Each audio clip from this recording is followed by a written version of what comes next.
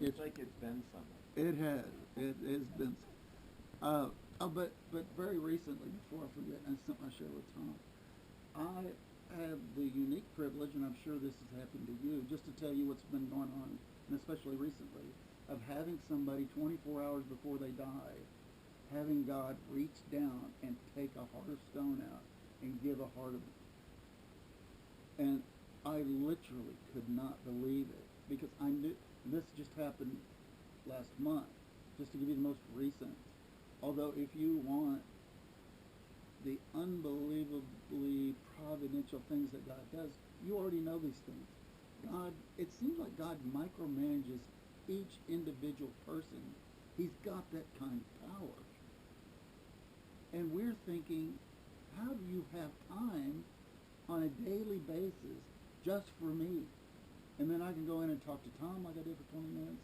He can give me story after a story of how God is micromanaging, and I like that word, each individual believer, and he's an incredible amount of power. But at any rate, getting back, um, so February 24th was the night before the night that God did this in my opinion, did this miraculous surgery on this guy.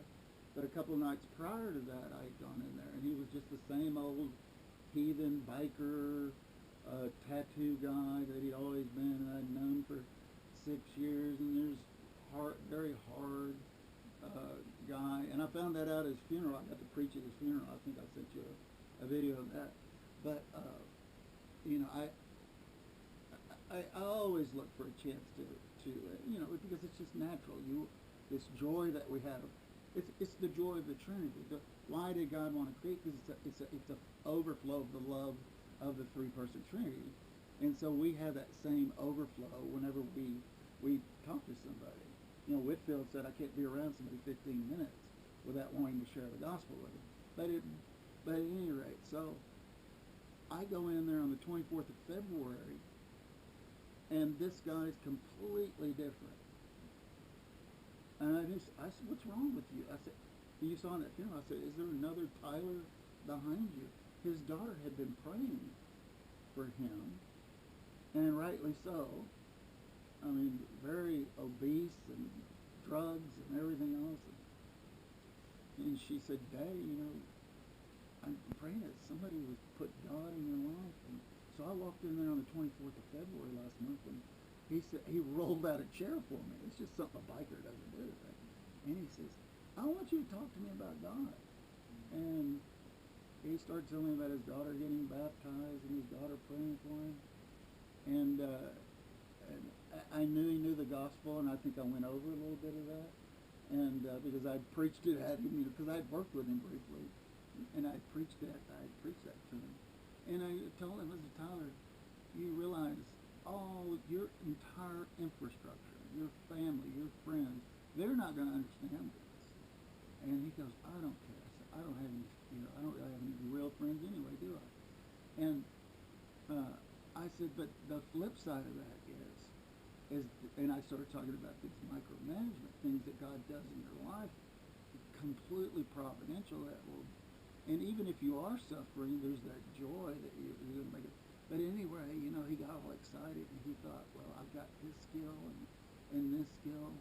And so I came back February 25th, the next night, and I wanted to follow up with him. And I walked in there, and his boss was in there, and I said, "Well, where's Tyler?" And he said, "He passed away this morning." I was stunned, but I went home that night, and I soon became aware that that's what happened. And of course, I got my iPad out or whatever, and I was just kind of lucky Louing it or whatever. I just want to watch a video or something. And R.C. Sproul comes on and talks about the resurrection in unbelievable terms. And of course, the next day, obviously, I'm doing my Desiring God devotionals, and Piper's talking about the resurrection. So it's just, and that to me is not accidental, but at any rate, yeah. So anyway, that's kind of the most recent thing that happened, and that was big for me because I'd never seen anything that had that quick of a turnaround time. No, it's amazing. And just in time too for him. Keep him across. It's the last possible moment that it's what about you? If you had 3 minutes to explain how God saved you through faithfulness, genuine faith, what would you do? Well, I would have to give you the Orludos Salutis, Ortus Salutis, whatever it's Well, you called. want to keep it simple like the children. Keep it like simple.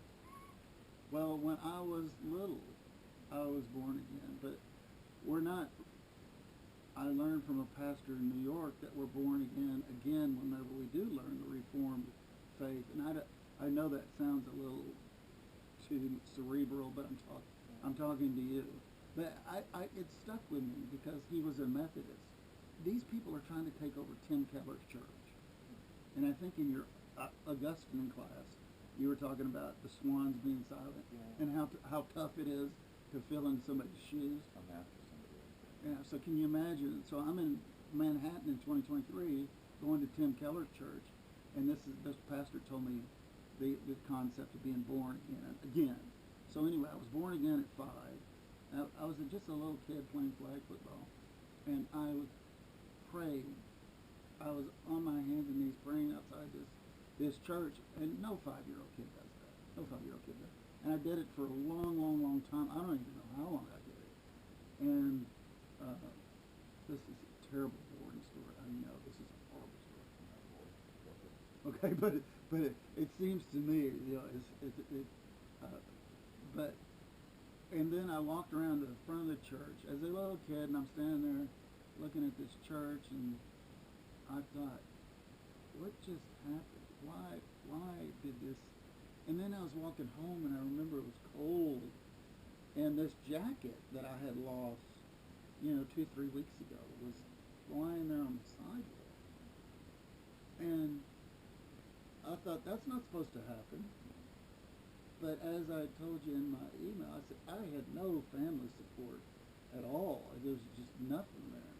And so fast forward a little bit, and God is I think you've mentioned before, the drawing process is not always immediate, over time. But in 2012, whenever I finally learned the gospel, I'm 52 years old, and Piper comes on in that song that I was telling you about, and something just said, I've got to know more about this. I've got to learn more about that. So I think at that moment I was born again, and it didn't take me long before I was memorizing scripture and finally realizing I had wasted my whole life, and I had been a good secular Christian for a significant part of my life.